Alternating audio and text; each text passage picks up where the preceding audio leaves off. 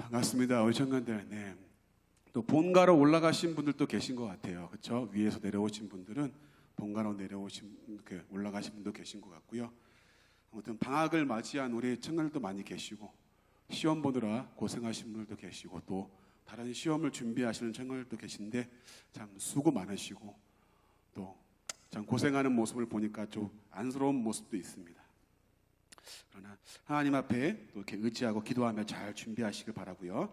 하나님의 도우심이 삶 가운데 있기를 주님의 이름으로 간절히 축복합니다. 자, 여러분, 요즘에 또 제가 늘 설교 때 한 번씩 꺼내 들었던 그 드라마 이름이 있죠. 펜트하우스라고. 그렇죠? 시즌 3가 지금 시작이 되어 가고 있는데요. 네, 여러분 보고 있나요? 여러분들? 나만 봐. 그러니까 저는 참 경건하지 않은 목사예요. 여러분 참 경건하셔 좋겠어요. 참 대단들 하시네요. 네, 그래요. 네, 그래요. 그러니까 TV가 보급이 안 됐거나 아니면 경건하시거나 둘 중에 하나인 것 같습니다. 여러분 그거 자꾸 이렇게 한번 봐요. 제가 일부러 보거든요. 근데 참 볼 때마다 시즌 3가 완전히 시트콤으로 바뀌었더라고요. 이 드라마 내용이 희한하게 가더라고요. 완전 산으로 가요. 여러분 한번 보시면 그런 시트콤이 없습니다. 참 막장 중에 정말 상막장으로 흘러가는 드라마를 하나 보게 되는데 제가 그 드라마를 보면서 참 이런 생각을 하게 돼요. 우리가 살아가는 게 드라마와 같다면 여러분 어떨까? 우리가 살아가는 게 드라마와 같다면 어떨까 하는 생각을 해보게 됩니다. 여러분 지금은 조금 덜하지만 예전 드라마들 보면은 단골로 등장했던 인물들이 있어요. 그게 뭘까요? 남자 주인공이 좀 많았었는데 남자 주인공은 재벌집 아들. 그쵸? 재벌집 아들. 근데 돈은 많고 재벌인데 뭐가 없어요? 싸가지가 없어. 애가 참 글러먹었어. 근데 상대 여주인공은 누구예요? 여주인공은 일단 예뻐요. 그리고 가난하지만 열심히 살아. 그리고 어떠한 시련과 고난이 와도 잘 이겨내고 씩씩해요. 늘 긍정적인 마인드야. 둘이 만나가지고 우여곡절 끝에 우리 아들하고 헤어져 해도 안 헤어지고 서로 간에 고난과 시련과 역경을 이겨내고 행복하게 살았습니다 하고 끝나거든요. 그런 드라마가 되게 많았어요. 그렇죠, 여러분? 인정하시죠? 네, 지금 인기 있는 드라마도 마찬가지인 것 같아요. 결국에는 시련과 고통을 잘 견디다 해피엔딩으로 끝나는 드라마의 모습들을 보게 됩니다. 여러분 이 드라마 이런 것들을 왜 이런 드라마들이 많이 나오나 한번 보면은 현실에서 일어나지 않은 일들을 드라마로 엮어서 대리만족을 느끼게끔 그렇게 해주는 것들이 많이 있습니다. 그렇죠? 여러분 재벌집 아들을 만날 확률은 몇 프로일까요? 우리가 우연히 부딪히고 만날 확률은 많지 않은 것 같습니다. 그렇죠? 그리고 그 남자가 나한테 반할 확률은 그래요. 미안해요, 여러분. 자 그런 상황이에요. 그렇죠? 네. 우리는 근데 드라마를 보니까 내가 마치 그런 사람 만날 것 같은 그 대리 만족을 느낀단 말이에요. 너무 좋아하면서, 그렇죠? 나도 저런 연애를 해보고 싶다. 난 저런 만남을 해보고 싶다라고 느끼는 것들이 많은 거죠. 그 사람들은 그래서 드라마에 열광을 많이 하는 것 같습니다. 그만큼 생각을 해보게 되면 그만큼 사는 게 생각처럼 마음처럼 되지 않는다라는 걸 말해주는 것 같아요. 다시 말해서 살아가는 삶이 순탄하지 않고 고난과 아픔이 많다는 것을 보여주는 것 같습니다. 그 삶을 드라마를 통해서 내가 위로를 받고 또 대리만족과 공감을 느끼면서 내가 그 가운데서 얻고 싶어하는 게 있는 것 같아요. 여러분 인정하시나요? 그런 것들이 있는 것 같습니다. 그래서 자기의 현실에서 벗어나고 싶은 마음이 클수록 다른 무언가에 의존하고 그런 드라마나 다른 것에서 대리만족을 느끼고 싶어하는 그런 마음들이 큰 것을 제가 보게 됩니다. 청년들에게 좀 질문 드릴게요. 여러분 질문 드릴 테니까 답해 보세요. 여러분 살아가는 거 어때요? 여러분 사는 거 어때요? 쉽던가요? 여러분 쉬워요? 사는 거? 그럼 오늘 다 돌아가실 거예요? 뭐 어떻게 할 거예요? 쉽지 않죠. 그리고 생각처럼 사라지던가요, 여러분들? 아니죠.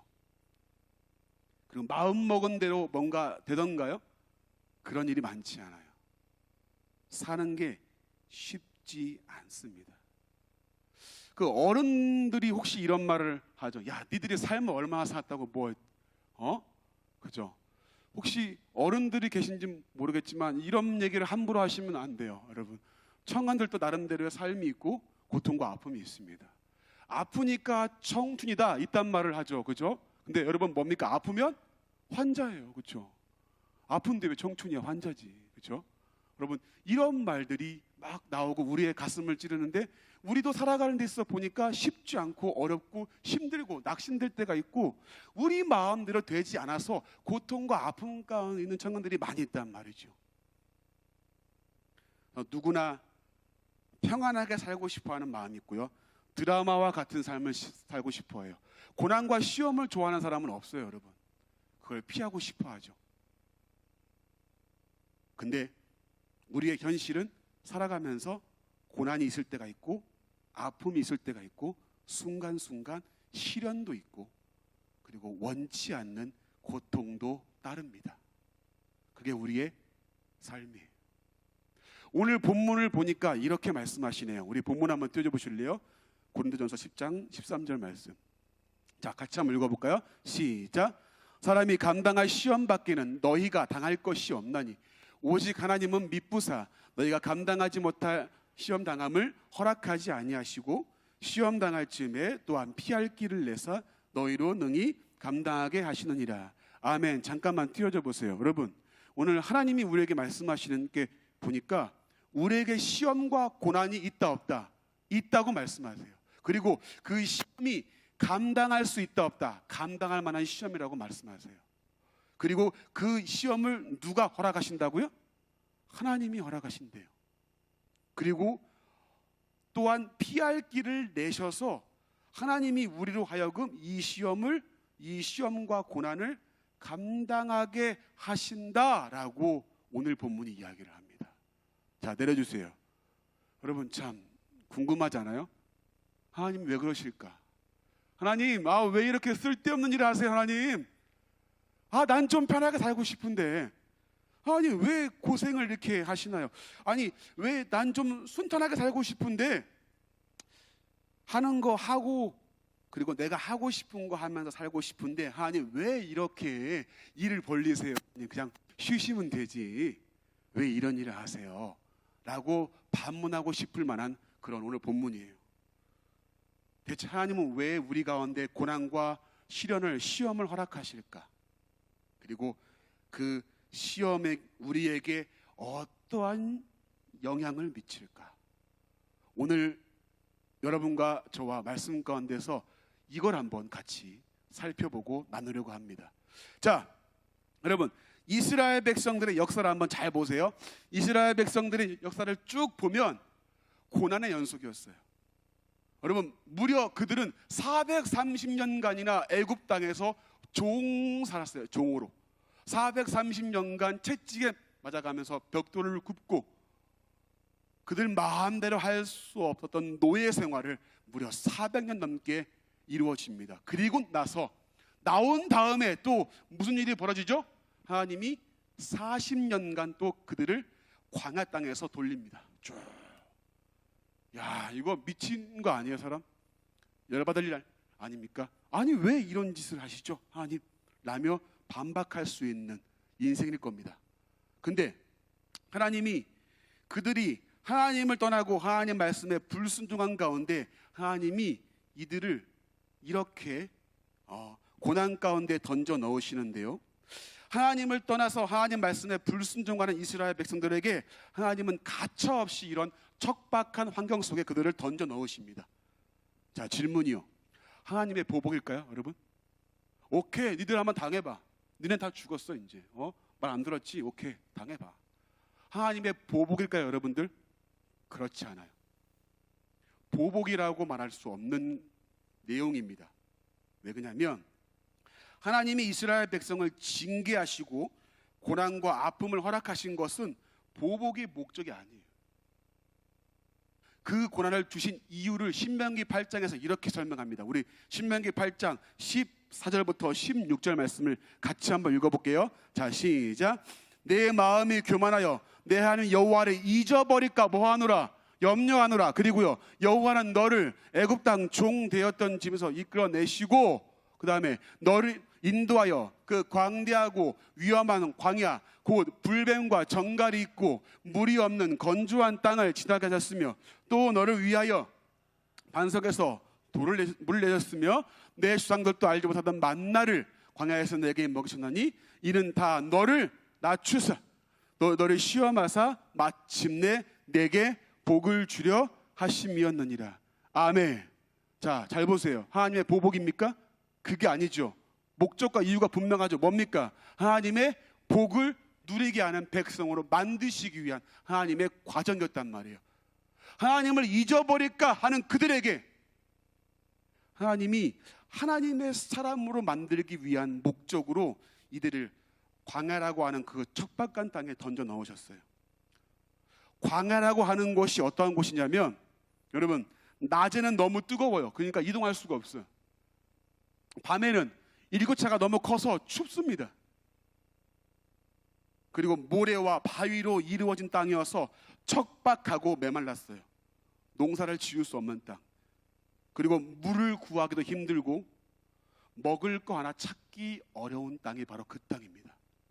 근데 그 땅 가운데 하나님이 어떻게 인도하시죠? 낮에는 무엇으로? 구름 기둥으로, 밤에는 불 기둥으로, 그리고 가는 곳마다 만나와 메추라기를 먹이시고 반석에서 물이 터지게 만드셔서 그들로 하여금 마시게 했습니다. 순간순간 하나님의 은혜가 아니면 살 수 없는 그 땅이 바로 광야라고 하는 땅이었어요. 그 땅 가운데 하나님이 공급하시는 것이 아니면 생명을 유지할 수 없는 그 척박한 땅으로 하나님은 그분의 의도를 가지고 그들을 그 땅에 던져 넣으시고 그들을 인도하시는 걸 봐요. 무엇으로 만들기 위해서? 하나님의 복을 누리는 하나님의 사람으로 만들기 위해서요. 왜 이렇게 했는지 아세요, 여러분? 이스라엘 백성들이 지금 나온 상황이 무슨 상황이죠? 애굽 땅에서 나온 상황이죠. 이집트, 애굽에서 무려 400년 넘게 있었던 그들. 자, 이집트의 삶을 고스란히 가지고 있었던 그들이었습니다. 애굽의 찬란하고 휘황찬란한 그 문화의 뒷면엔 뭐가 있죠? 우상 숭배가 있었고 만몬주의와 그 다음에 물질 만능주의의 가치관이 어느덧 그들 가운데 심어져 있었고 젖어들어 있었어요. 무려 400년 넘게 이런 땅에서 이러한 가치관을 가지고 살아왔던 그들이 하나님의 존재를 잊어버리고 애굽의 삶에 녹아들어 있다가 나오게 되었는데 그 사상과 그 가치관이 쉽게 뽑아지지 않는 거죠. 그러니까 하나님이 그 가치관을, 그 사상을 철저히 벗겨내고자 하나님이 의도를 가지고 이들을 그 척박한 땅으로 몰아세운 겁니다. 그래서 너희를 구원해서 인도하신 분이 누구인가를 그들로 하여금 철저히 알게 하시는 거예요. 너희의 삶을 인도하시고 지금 순간순간 채워주는 분이 누구지? 바로 하나님이야 라는 거를 알게 해주는 것. 너희의 구원자, 너희를 애굽 땅에 인도해내서 지금 약속의 땅으로 지금 이 순간에 너희를 건지시고 이끄시는 그분이 바로 너희 앞에 있는 그 하나님이라고 이들에게 철저하게 알게 해주기 위해서 그들을 이렇게 만드시는 하나님 모습을 봅니다. 여러분, 그래서 제가 감히 말씀을 드려요. 여러분, 고난은요 하나님의 사랑이라고 말할 수 있습니다. 고난은 하나님의 사랑이다. 이스라엘 백성들을 돌이키게 하기 위한 하나님의 사랑이었다라고 말씀드릴 수 있어요. 하나님의 사람으로 성장시키기 위한 하나님의 단호하지만 끈질긴 그 사랑을 하나님이 이렇게 표현하고 있는 거예요. 그래서 여러분, 고난은 재앙이 아니라 또 다른 하나님의 사랑임을 우리에게 보여주고 있습니다. 이것이 하나님의 의도와 목적을 가지고 이스라엘 백성을 인도하신 그분의 역사를 보는 한 장면인 거죠. 그래서 시편에서 다윗은 고난이 유익이라고 얘기를 해요. 우리 시편 119편 67절과 71절을 같이 읽어볼까요? 자, 시작.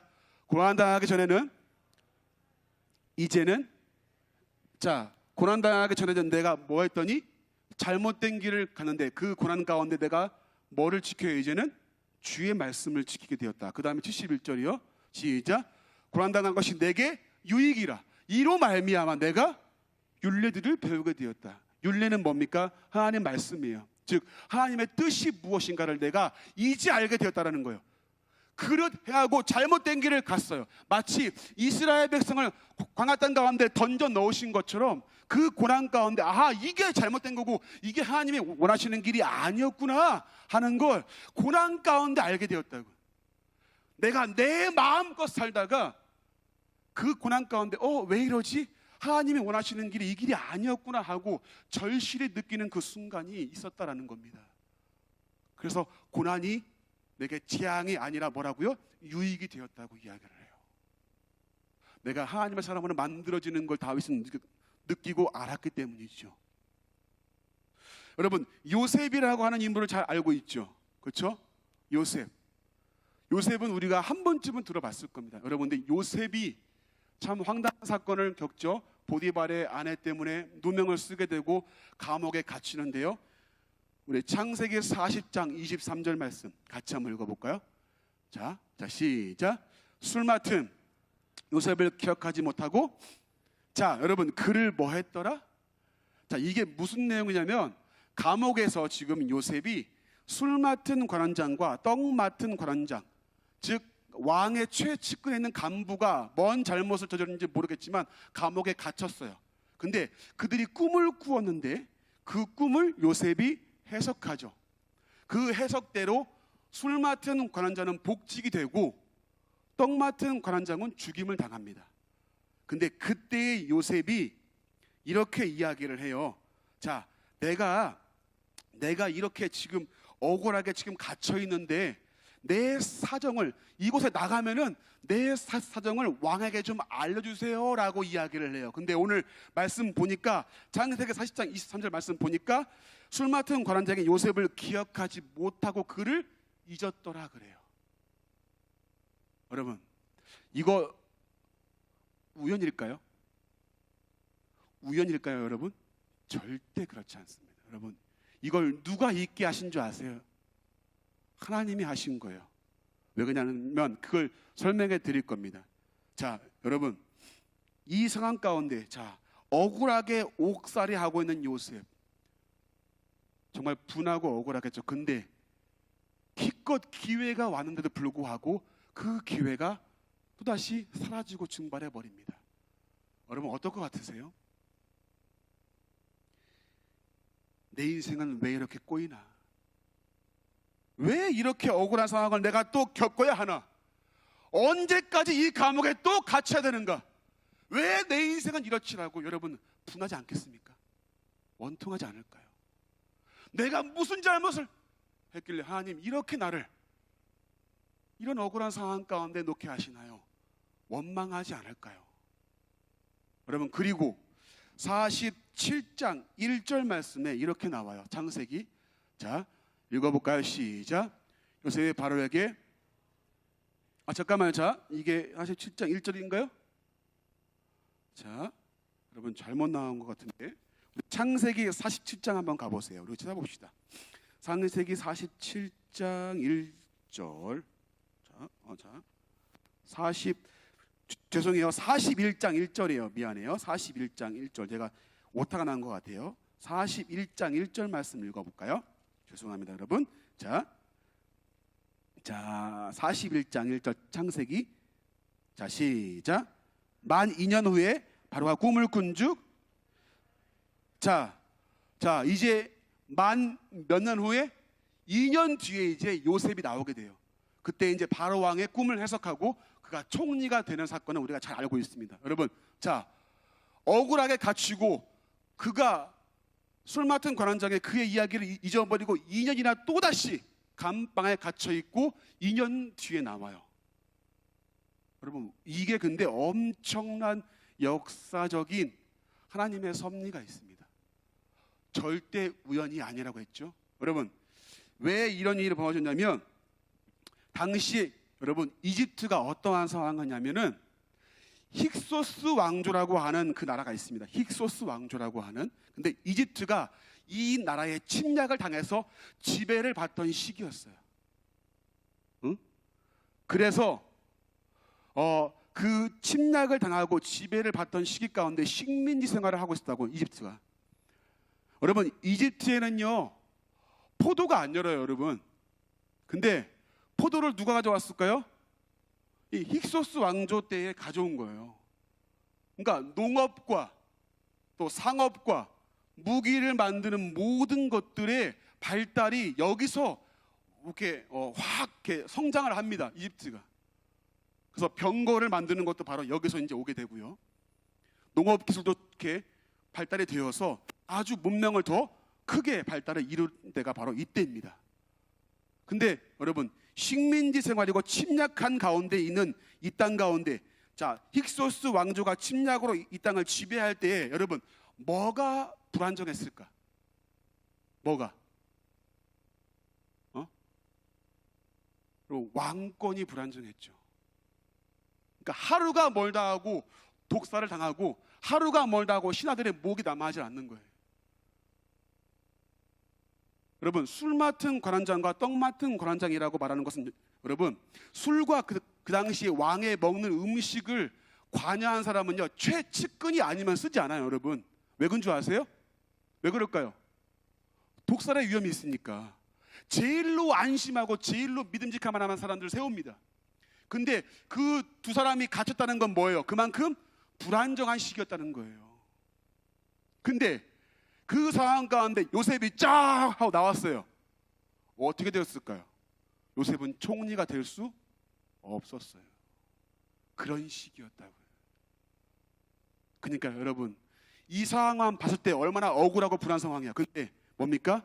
하나님이 하나님의 때에 요셉을 총리로 세우기 가장 적합한 때 2년 뒤에 왕권이 안정화되고 왕권이 새롭게 세워졌을 그때에 하나님이 요셉을 꺼냅니다.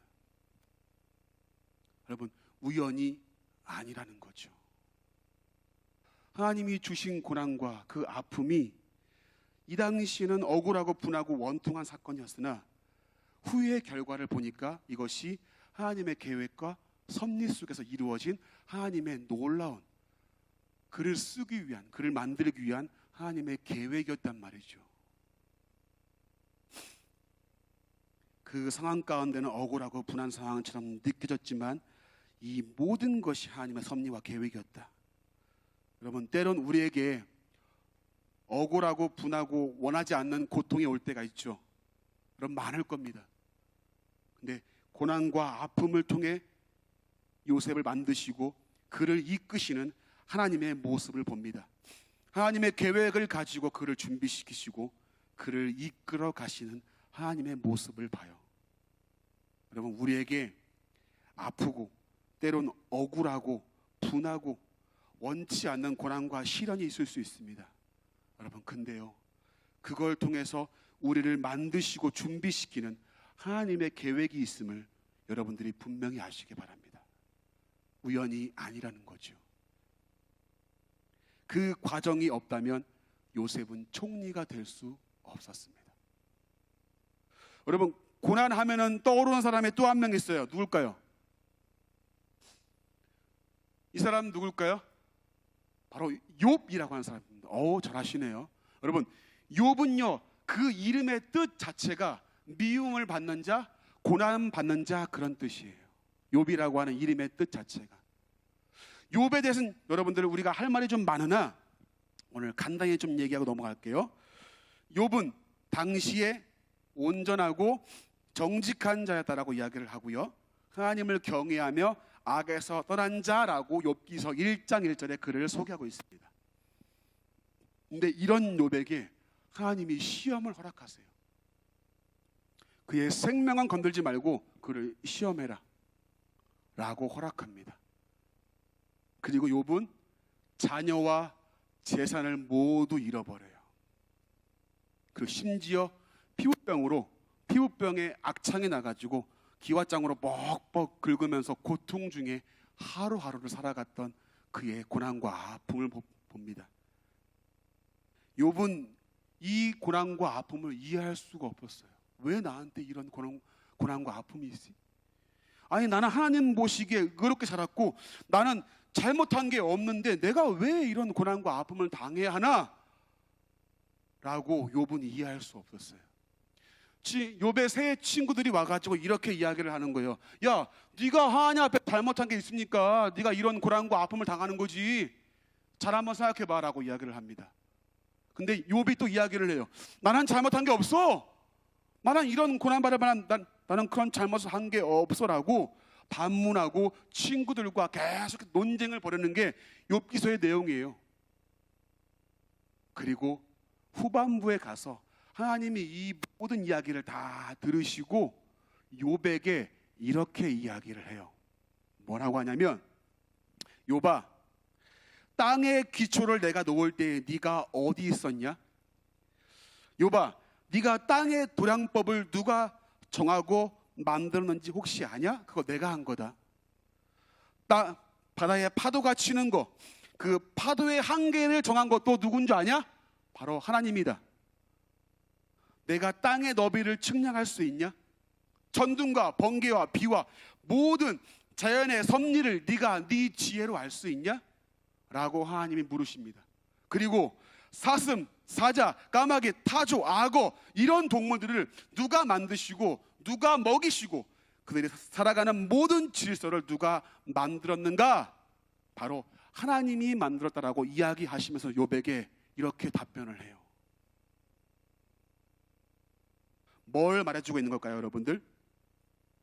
그러니까 하나님이 허락하신 이 고난을 사람의 지혜로 다 이해할 수 없음을 이야기합니다. 그것이 하나님의 계획과 주권과 섭리 속에서 이루어지는 것을 욥에게 하나님이 설명하시는 거예요. 우리 욥기서 23장 10절 말씀 볼래요? 23장 10절 말씀 잘 읽어볼까요? 자, 시작.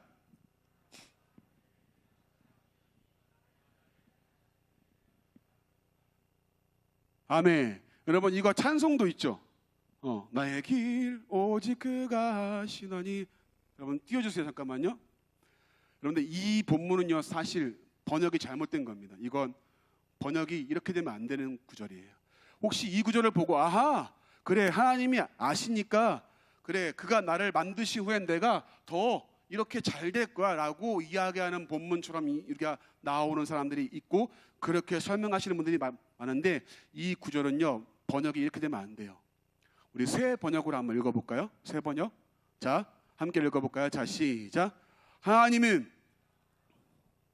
다 알고 계실 터이니 나를 시험해 보시면 내게 흠이 없다는 것을 아실 수 있으련만. 여러분, 다르죠? 번역이. 그러니까 하나님이 다 아신다. 뭐냐면 내가 이렇게 의롭고 내게 흠이 없다는 걸 그분이 알 텐데 왜 내게 이런 고난이 오지? 라는 그런 본문이에요. 여러분, 욥은요 자신이 행한 행위로 의롭다라고 여기고 그렇게 살아왔어요. 내가 의로운 거 하나님이 아실 텐데 라고 말하고 있어요. 그래서 내가 왜 이런 고통과 아픔을 당해야 돼? 나는 그런 말은 잘못을 한 적이 없어. 왜 그러냐면 욥은요 하나님과의 관계를 인과응보의 관계로만 알고 있었어요. 내가 잘하면 복을 받고 내가 못하면 벌을 받는. 그래서 자신이 행한 행동 때문에 자신은 의로운 사람이라고 여기고 살아왔던 거죠. 근데 여러분, 욥이 이 고난과 아픔을 통해서 그리고 하나님의 설명을 듣고서 이렇게 깨달아요. 아, 내 자신의 행동으로 의로운 것이 아니라 이 모든 것이 하나님의 섭리와 은혜로 내게 주어진 거구나 라는 것을 고난과 아픔을 통해서 욥이 알게 됩니다. 그리고 욥이 이렇게 고백을 해요. 42장 5절 말씀, 욥기서. 자, 시작. 내가 죽게 대하여 귀로 듣기만 하였사오나 이제는, 여러분, 귀로만 듣기만 해서 내가 아는 부분, 하나님을 아는 부분은 이만큼이었는데 내가 이제는 그 하나님을 더 이해하고 깊이 있게 내가 알게 되었다라는 말입니다. 욥이 고난과 아픔을 통해서 더 크고 더 깊어진 믿음의 성장의 모습을 보입니다. 여러분, 그래서 욥기서는요, 고난이라고 하는 거에 초점이 있는 게 아니라 고난을 받는 우리의 자세가 어떠해야 됨을 알려주고 있는 그런 성경이 바로 욥기서예요. 이해할 수 없지만, 때론 억울하고 분하고 원통할 때가 많지만, 그 하나님의 나를 계획하시고 움직이시고 사용하시는 그 과정 가운데 하나님의 주권과 그분의 계획이 있음을 우리가 알고 그분을 더욱더 신뢰해야 함을 욥기서를 통해서 우리에게 보여주고 있는 말씀이 바로 오늘 본문입니다. 그리고 원치 않는 고난과 이해할 수 없는 이 아픔을 묵묵히 견뎌내신 분이 또 한 분이 있어요. 누굴까요, 여러분? 바로 우리가 믿는 예수 그리스도. 여러분, 그분의 고난과 아픔을 여러분들 이해할 수 있겠습니까? 이해할 수 없죠.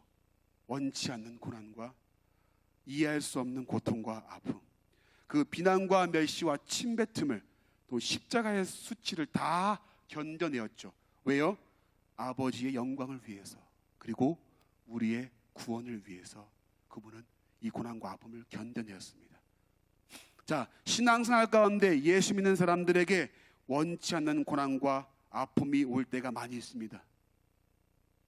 많은 도전과 시험들이 우리를 힘들게 할 때가 많이 있어요. 여러분, 예수 믿는다고 해서 다 잘 되고 다 그런 거 아니죠. 우리에게도 동일하게 아픔과 시험이 올 때가 있습니다. 예수님이 그러했듯이 이 고난과 아픔을 통해서 하나님의 영광을 드러내기에 이 고난을 두려워하지 말고 고난을 받으라고 성경은 이야기를 해요. 자, 우리 함께 한번 보죠. 빌립보서 1장 29절 말씀 같이 한번 읽어볼까요? 자, 시작. 그리스도를 위하여 너희에게 다만 그를 믿을 뿐 아니라 또한 그를 위하여 고난도 뭐도 받게 하심이라? 고난도 받게 한다. 믿는 자에게 이러한 고난이 있을 것인데 그를 위해 고난도 받게 하겠다. 디모데후서 2장 3절 말씀. 자, 시작. 너는 그리스도 예수의 좋은 병사로 나와 함께 뭘 받으라? 고난을 받으라. 시편 34편 19절 말씀. 자, 시작. 의인은 여호와께서 그의 모든 건지시는도다. 의인은 뭐가 많다고요? 고난이 많아요. 도전과 시험이 많다는 얘기예요. 근데 그것을 누가 건지신다고요? 하나님이 건지신다. 자, 베드로전서 2장 21절. 자, 시작. 이를 위하여 너희가 부르심을 받았으니 그리스도도 너희를 위하여 고난을 받아사 너희에게 본을 끼쳐 그 자취를 따라오게 하려 하셨느니라. 아멘.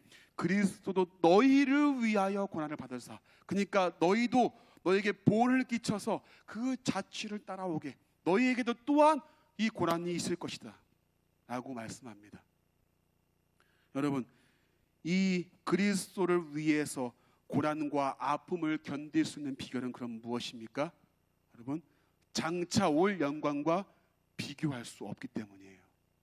로마서로 한번 가볼까요? 로마서 5장 3절 4절. 자, 시작. 다만 이뿐 아니라 우리가 환난 중에도, 자, 잠깐만요. 자, 환난 중에도 뭐 한다고요?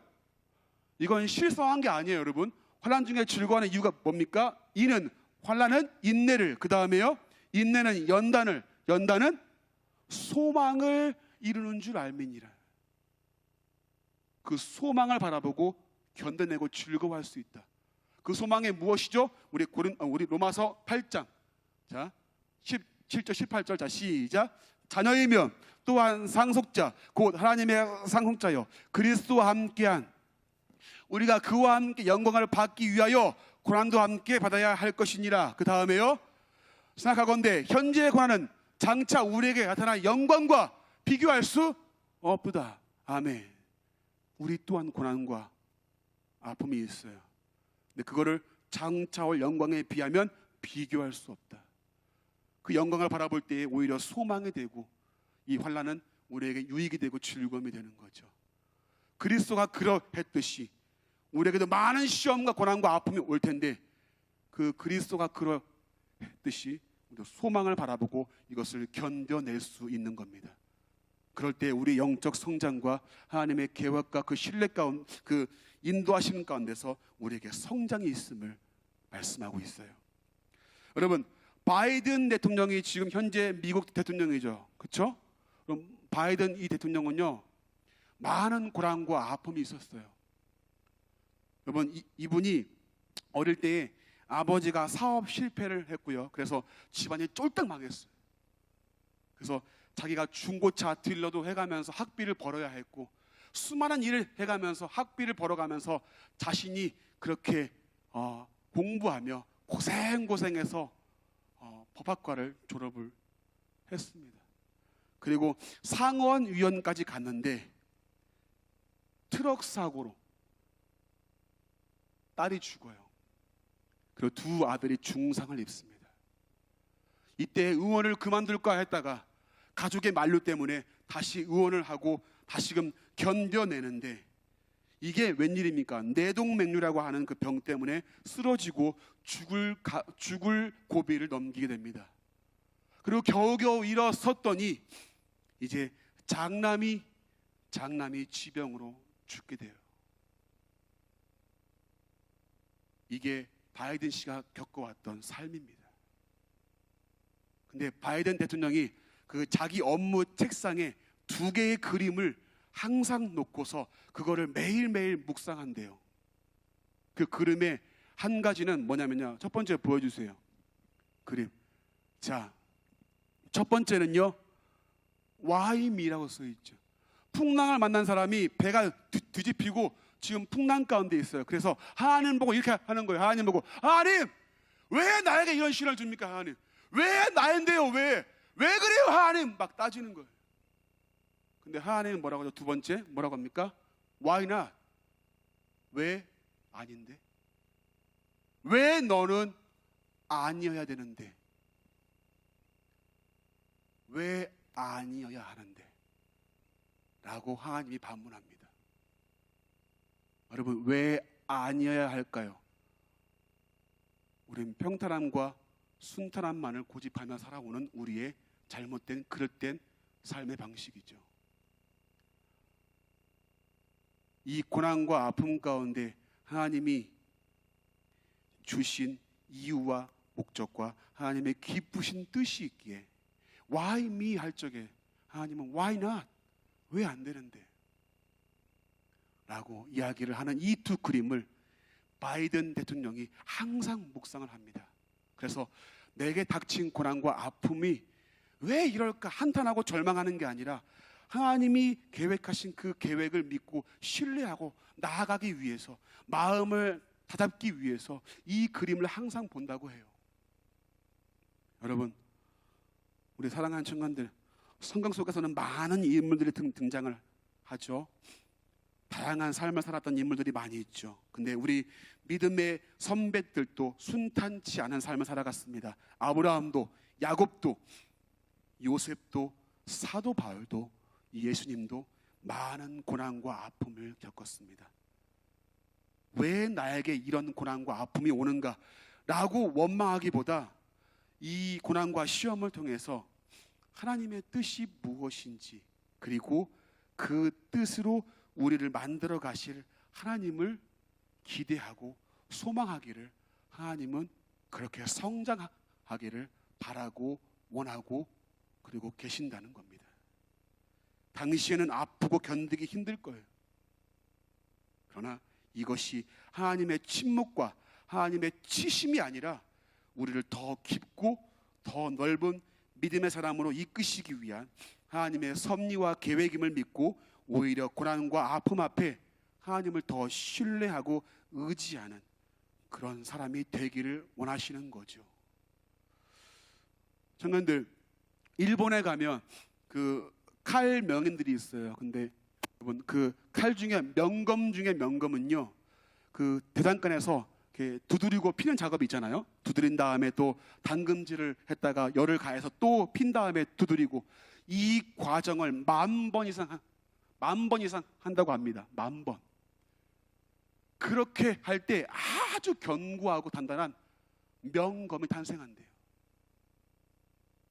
쉽게 부러지는 검이 아니라 명검이 탄생할 때에는 그 10,000번의 두드림과 당금질을 견뎌낼 때 가능한 거예요. 여러분, 레바논이라고 한 나라에 보면요, 레바논 국기에는 백향목이라고 하는 나무가 국기에 새겨져 있습니다. 이 나무는 지금도 전 세계적으로 아주 가치를 높게 평가받는 나무죠. 향이 그만큼 진하고 오래 간다고 해서 백향목이라고 그래요. 근데 이 레바논 지역의 고산지대에 있는 이 백향목 나무는요, 얼마나 춥고 척박한지 1년에 1cm만 자란대요. 1cm. 상상해 가세요. 1년 동안 고작 자라는 게 1cm예요. 근데 이 나무가 자라고 커서 이 나무를 베어서 이 상품의 가치가 얼만큼 되냐면 다른 나무와는 비교할 수 없는 그 견고함과 그 향을 자랑한다고 해요. 그래서 몇십 배 되는 그 가치를 발휘한다고 합니다. 그 척박한 가운데 견뎌내었던 그 나무가 최상의 가치를 발휘하는 거죠. 하나님은 여러분들을 원치 않은 고난과 아픔 속에 때론 던져 넣을 때가 있어요. 여러분에게 보복과 여러분에게 뭔가를 하나님이 징계하시기 위함이 아니라 그 과정 가운데 하나님이 깊으신 뜻을 알고 여러분이 하나님의 앞에 믿음의 사람으로서 만들어지고 성장하기를 원하시는 하나님의 사랑의 표현인 거죠.